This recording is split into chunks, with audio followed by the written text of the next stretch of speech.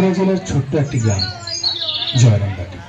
স্ত্রী শ্যামাসুন্দরীকে নিয়ে নিষ্ঠাবান ব্রাহ্মণ রামচন্দ্র মুখার্জি ছোট্ট পরিবার। পূজা অর্চনার মধ্যে দিয়েই কেটে যেত তাদের সারাদিন। শুনছ, ভাবছি কদিন মায়ের বাড়িতে কাটিয়ে আসবো। বেশ তো, যাও না, দুদিন ঘুরে এসো। শিহর গ্রামের উত্তর প্রান্তেই শ্যামাসুন্দরীর বাপের বাড়ি। একদিন গাঁয়ের মন্দিরে পুজো সেরে ফেরার পথে, শশী, চল ওই বেলগাছের নিচে একটু বসি, শরীরটা খারাপ লাগছে রে। আহা, হবে না, এই শরীরে কম রাস্তা তো হাঁটলে না, একটু জিরিয়ে নাও। শ্যামাসুন্দরীর চোখ দুটো জড়িয়ে আসে। স্বপ্নে দেখে একটি ছোট্ট মেয়ে তার গলা জড়িয়ে বলছে, মা, মাগো, আমি আসছি তোর ঘরে। বাপের বাড়ি থেকে ফিরে সেই স্বপ্নের কথা স্বামীকে খুলে বলেন শ্যামাসুন্দরী। আমি কাকে স্বপ্নে দেখলাম গো? মা আমাদের কথা শুনেছেন শ্যামা, এ তারই আশীর্বাদ। তারপর 1853 সালের 22শে ডিসেম্বর রামচন্দ্র মুখার্জির ঘরে বেজে উঠল শঙ্খ। ও ঠাকুর, তোমার ঘরে যে লক্ষ্মী এসেছে গো। সবই তোমার আশীর্বাদ ঠাকুর, সবই তোমার আশীর্বাদ।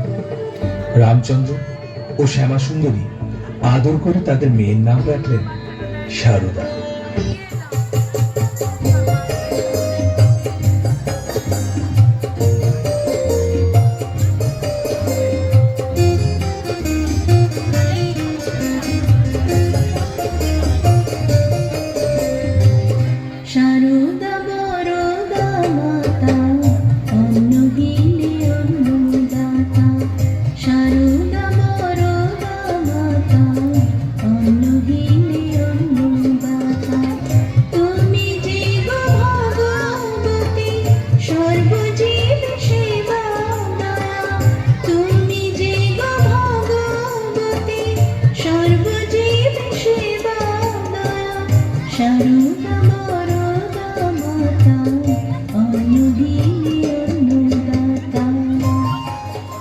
সারদা বাবার কাছে রামায়ণ, মহাভারত ও বিভিন্ন পৌরাণিক গল্প শুনে শুনে বড় হতে থাকে।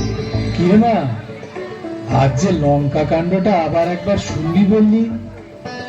ভাইদের খেতে দিয়ে আমি এক্ষুনি আসছি বাবা। দিদি, তুই যে বলেছিলি আজ আমাদের নদীতে স্নান করতে নিয়ে যাবি, যাব। আগে বাবার কাছে গল্পটা শুনে আসি। গ্রামের পাশ দিয়ে বয়ে চলা ছোট্ট আমোদর নদীতে সে ভাই বোনদের নিয়ে যায় স্নান করতে। আর শোন, বেশি দেরি করবি না, বাড়িতে অনেক কাজ, তাড়াতাড়ি ফিরতে হবে। বেশি দূর যাস নে ভাই। আর একবার সাঁতার দিয়ে আসছে দিদি ভাই, ওপার থেকে একটু মাটি তুলে আনিস, আজ গণেশ মূর্তিটা শেষ করে ফেলবো। সারদা আপন মনে কাদা দিয়ে ঠাকুর করতে থাকে। পিছনে ভাইয়েরা এসে দাঁড়ায়। দিদি চল, আমাদের স্নান হয়ে গেছে। চুপ চুপ, দেখছিস না দিদি এক মনে ঠাকুর করছে। ঘরের কাজকর্মেও সারদা মাকে সাহায্য করত। সারদা, গরুগুলো খড় কাটতে হবে মা, তুই বিচালিগুলো বেঁধে দে। আগে খাবার জলটা এনে দিই তোমায়।